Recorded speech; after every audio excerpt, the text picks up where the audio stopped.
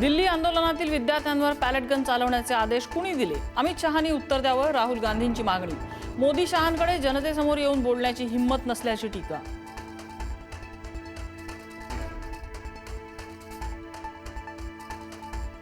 रांचीमध्ये भरती परीक्षेत घोटाळा झाल्याचा आरोप करत विद्यार्थी रस्त्यावर बॅरिकेड्स पाडून विधानसभेकडे जाण्याचा प्रयत्न. विद्यार्थ्यांना रोखण्यासाठी पोलिसांकडून लाठीचार्ज आणि पाण्याचा मारा.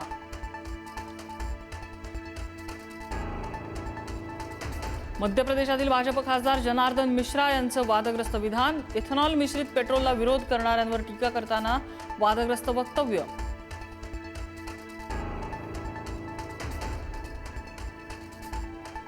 शरद पवारांच्या राष्ट्रवादीच्या 8 खासदारांनी घेतली पंतप्रधान मोदींची भेट. मतदारसंघातल्या प्रश्नांवर चर्चा.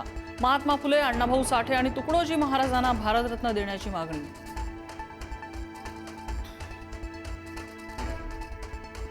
ज्या भेटीगाठी उघड होतात त्या कळतात, गुप्त भेटीगाठी कुणालाच कळत नाहीत. पवारांच्या खासदारांच्या भेटी. मोदी भेटीवरती माजी मंत्री पृथ्वीराज चव्हाणांची सूचक टीका. पंतप्रधान कोणत्याही पक्षाचे नसतात, ते देशाचे असतात, त्यामुळे त्यांना भेटण्यात काही वावगं नाही. मुख्यमंत्री फडणवीसांची प्रतिक्रिया.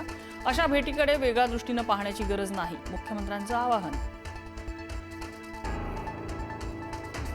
पवारांचे खासदार पंतप्रधानांना भेटत असतील तर आश्चर्य करण्यासारखं काही नाही, राऊतांची प्रतिक्रिया. पंतप्रधान संसदेत येत नसतील तर खासदारांनाच मोदींना भेटायला जावं लागणार, राऊतांचा टोला.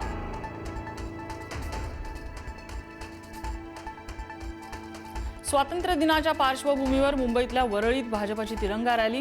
मुख्यमंत्र्यांसह भाजपाचे वरिष्ठ नेतेही रॅलीत सहभागी.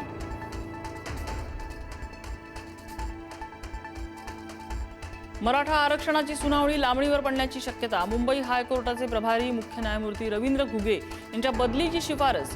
घुगेंच्या बदलीनं सुनावणी लांबणीवर पडण्याची शक्यता.